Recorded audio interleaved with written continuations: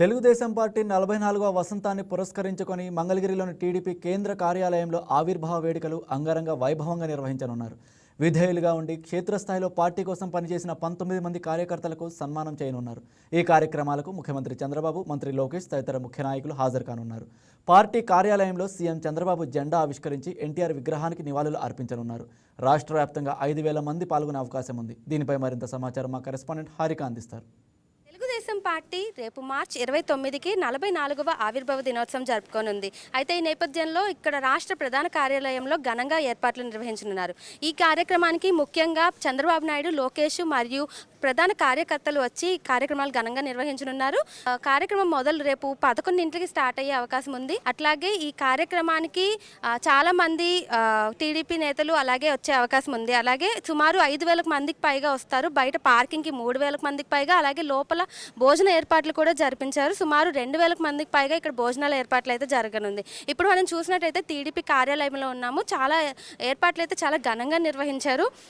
రేపు చంద్రబాబు నాయుడు గారు జెండా ఆవిష్కరించిన తర్వాత ఎన్టీఆర్ విగ్రహం దగ్గర పూలమాలలతో ఆయనకి ఘనంగా నివాళులు అర్పించనున్నారు.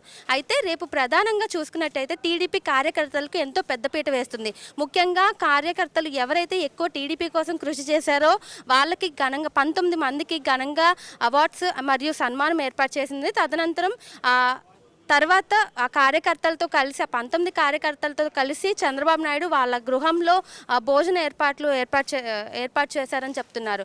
అలాగే ఇక్కడ ఏర్పాట్లు చూసినట్లయితే ప్రతిదీ సెక్యూరిటీ కానీ అధికారికంగా ఎవరికి ఎలాంటి ఇబ్బందులు లేకుండా అన్ని ఏర్పాట్లు ముందు జాగ్రత్తగా జరగనున్నాయని ఇక్కడ కార్యకర్తలు అయితే చెప్తున్నారు.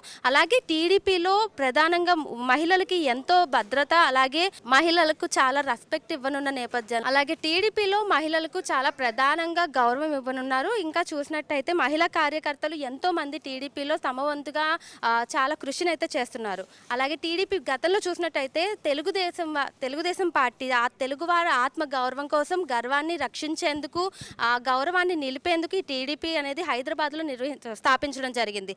ఇప్పుడు ప్రస్తుతం ఆ టీడీపీ పార్టీని చంద్రబాబు ఆధ్వర్యంలో చాలా జాగ్రత్తగా ఎవరైతే ఎన్టీఆర్ ఆయన అడుగుజాడల్లోనే చాలా ఘనంగా నిర్వహిస్తూ వచ్చారు. కూటమి ప్రభుత్వం అధికారంలోకి వచ్చినాక అమరావతిని ఎంతో ఉన్నతంగా డెవలప్ చేయడం జరుగుతుంది. అలాగే ఎన్నో డెవలప్మెంట్ కార్యక్రమాలు ప్రతి జిల్లాలోనూ ఒక్కొక్క డెవలప్మెంట్ కార్యక్రమాలు, వైజాగ్లో స్టీల్ ప్లాంట్, కాకినాడలో అమ్మోనియం ప్లాంట్, అట్లాగే విజయవాడలో మెడికల్ ఇన్స్టిట్యూట్, అట్లాగే ప్రతి ఒక్క జిల్లాలో తమ వంతు దానికంటే ఒక గుర్తింపు తెచ్చే ప్రయత్నాలు అయితే చాలా జరుగుతున్నాయి. ఇంకా అమరావతి చూసుకున్నట్టయితే రాజధానిగా చాలా ఘనంగా ఏర్పాట్లు జరుగుతాయి.